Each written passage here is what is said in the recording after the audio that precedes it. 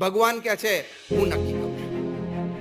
હવે ભગવાને કીધું જ છે, પછી આપણે શું કામ સ્ટ્રેસ લેવો? કેમ રિઝલ્ટ નથી આવતું? આપણને સ્ટ્રેસ ક્યાંથી આવે છે? આ રિઝલ્ટ કેમ નથી આવતું? હા કે ના? અથવા તો રિવર્સ સ્ટ્રેસ, કેમ આ થતું નથી? હા કે ના? તેનું સિમ્પલ રીઝન આપું. Simple reason is God did not sign an MOU with you when he sent you upon this earth.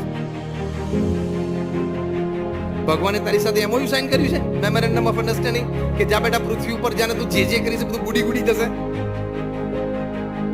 He did not sign an MOU.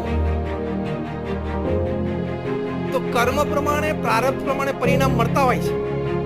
અને જો ભગવાનની આ વાત તમને સાચી ન લાગે કે મહેનત તમે કરો, પુરુષાર્થ તમે કરો, રિઝલ્ટ તો ફાઇનલી હું જ નક્કી કરું, તો હું તમને લોજિકલી પ્રૂવ કરી દઉં. હું 2 પ્રશ્ન પૂછીશ, સભામાં કોઈ મને ના ઉત્તર નહીં આપી શકે, બધા